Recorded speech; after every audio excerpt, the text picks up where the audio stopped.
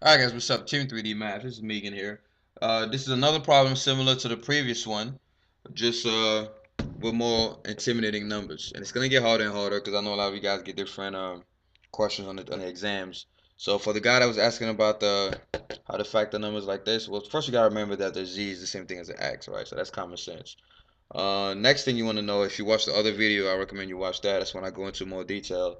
Next thing you want to do is you want to put in order. So if you had like a 3 here, that would be fine because it goes z to the third, z to the second, blah, blah, blah.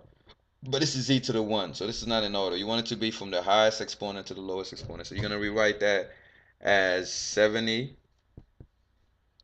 z squared plus 51 z minus 70. You're going to rewrite that. It's the same thing, but this has to come here.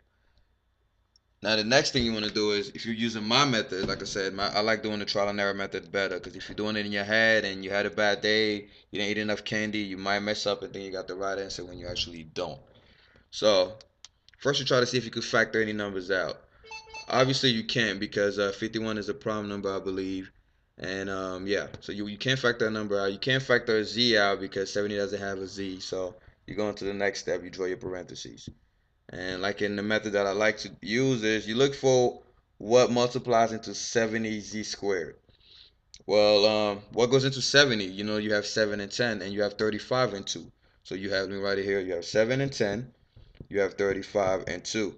And like I said, always try to pick numbers that are close to each other. You more than likely to get the answer than picking these big numbers. See, 35 and 2, there's a big gap between 2 and 35. But between 7 and 10, you have a very small gap. So let's try 7 and 10.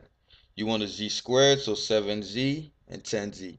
7z times 10z gives you 70z squared, so that's fine. Now we go on to the next step. What number multiplies into 70? Don't worry about the negative sign yet. We'll get to that later. What gives you 70? Same thing, 35 and 2 or 7 and 10. But obviously here you want to pick numbers that are close to each other to begin with. So let's try 10 and 7. It doesn't matter what order, you could put 7 here and 10 here, or 10 here and 7 here. Eventually, since we're doing trial and error, we'll figure out which works. So let's pick 10 and 7. If it doesn't work, then we just flip it around and try 7 and 10. Next thing you want to do is you want to multiply these two numbers. 10 times 10z gives you 100z. Then you want to multiply these two numbers. 7z and 7 give you 49z. Now, is there a way you could get a 51z from those two numbers? Yes, very possible. How would you do that? You would need a positive 100 and a negative 49. 100 minus 49 gives you 51z, sorry. So that works. So now you try to figure out what signs are going to go here and here. How do you do this? You want a positive 100z. So it would be 10z times what? You can't put a negative here because 10z times negative 10 will give you a negative 100z. So it has to be positive. Over here, you want a negative 49. 7z times what sign of 7 will give you a negative 49? Obviously a negative. If you put a positive, you get you get a positive here, but you want a negative. So 7z times negative 7 gives you negative 49. All right, guys. So now next thing to do is to check to see if this is correct. Do you get a negative 70? Yes, you have negative 7 and 10, so you do get your negative 70.